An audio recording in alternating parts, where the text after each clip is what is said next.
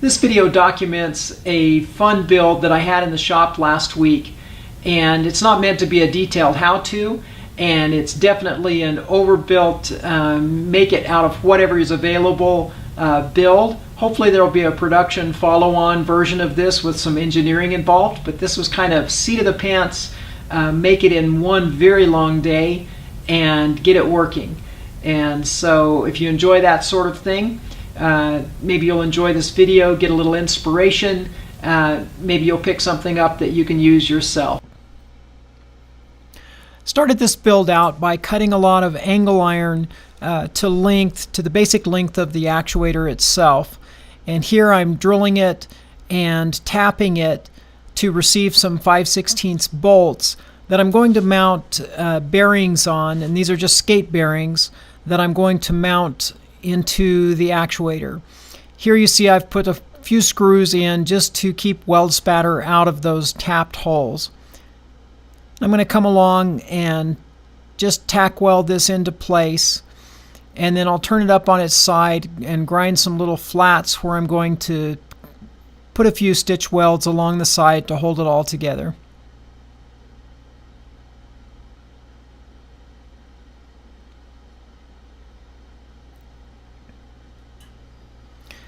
And this is the mirror image, I believe, and I'm just doing the same thing. I'm coming back and getting rid of a little bit of that mill scale with a flap wheel and making myself a spot to come put those welds in.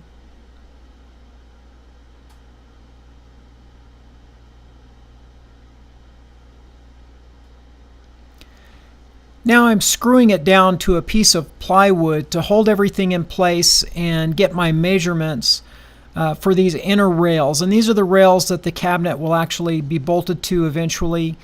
And I'm going to weld in some spacers between them, but I have to build the bearing assembly and match them to the outer rails before I can weld everything in place. So here I'm building the bearings, putting a little bit of Loctite on them.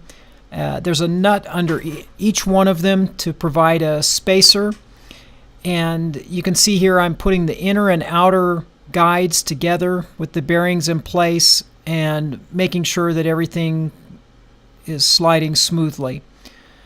Now that I have everything screwed down to the wood, I've made some spacers that are the right width between, and I'm just tacking them in place, and then I'll unscrew it from the wood and actually weld it up on the bench.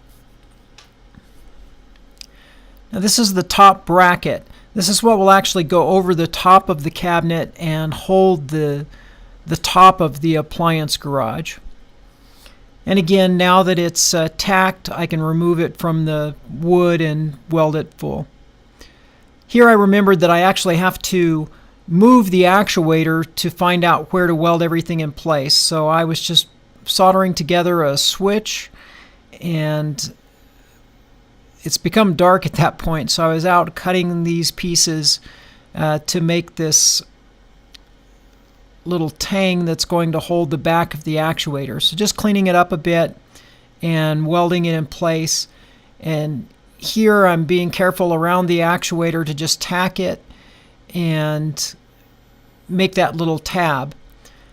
Now the actuator is together and working for the first time with the temporary switch. So I'm off to routing in the top of the box to fit into the actuator and setting that in place to make sure that it fits. And so I have a pretty good fit there with the box mated to the actuator. Now this is a very tight fit inside the cabinet, so I actually had to router a 45 to make sure that it all fit within the cabinet. Now I'm making some limit switch guides, and these are just little 2-inch sections of 1/2-inch square stock, and I'm cutting a slot in each one, and you'll see how that slides onto a piece of aluminum so that I can adjust the limit switches and set the position of the cabinet. So I've drilled and tapped them, put in a couple little thumb screws to hold them in place, and then I'll also drill and tap a hole to mount the limit switch.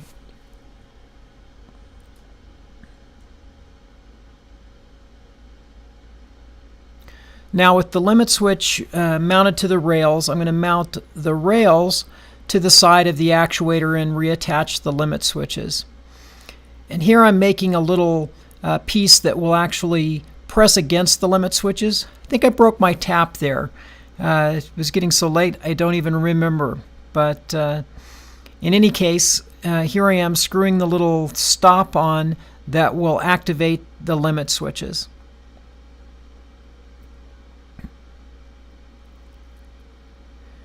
And here I am running the actuator up to the limit switches to make sure that even if you're pressing the button to run the actuator, the limit switches will stop the motion of the actuator at the height of the cabinet. Now I'm on to the power window control. This is a 2000 Dodge Dakota window control because the guy at the counter just looked at me with a blank stare until I actually gave him a model number. When I said I just wanted an inexpensive control with 2 or 3 switches, it wasn't enough to get him moving toward the back. This turned out to be a little more involved than I expected. Once I got it apart, there was electronics and relays and some smarts inside that I had to remove.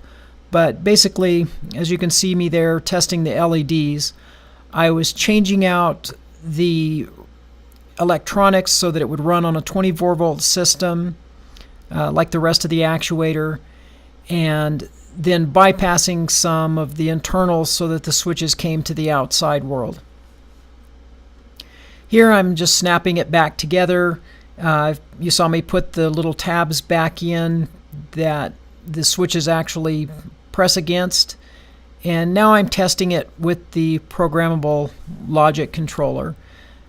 You can see that I'm making sure that the switches are being read by the controller that's going to be used in the display, and they all seem to be working.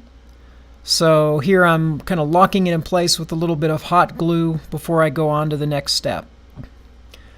And this is the first end-to-end test where I've got the electronic door controller or window controller actually running the actuator on the floor. There's a cover. That's the one I showed the client just to give them an idea of the concept that I cut out earlier in the day. You'll see the one that actually fits the box being cut out and mated to the box here in a bit.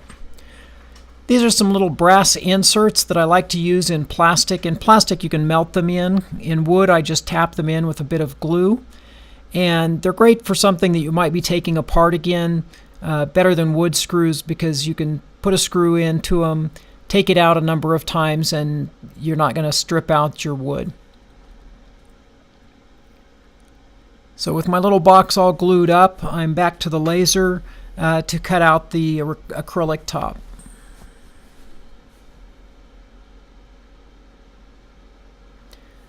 And here you see me taking out the 2 pieces. There's a little spacer that goes underneath, and then the actual top that mates with this box. A little bit of stain on the box just to make it look a little bit better. Pulling through the cable that's going to allow my customer to move around their booth at the trade show and still be able to run the appliance garages and lighting.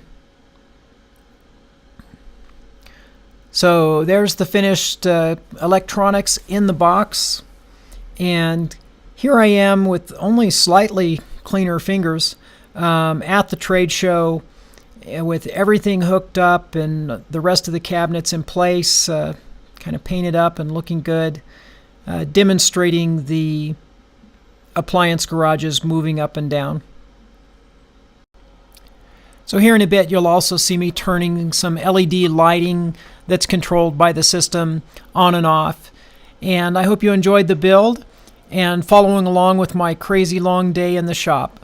If you have any questions or comments, please leave them below.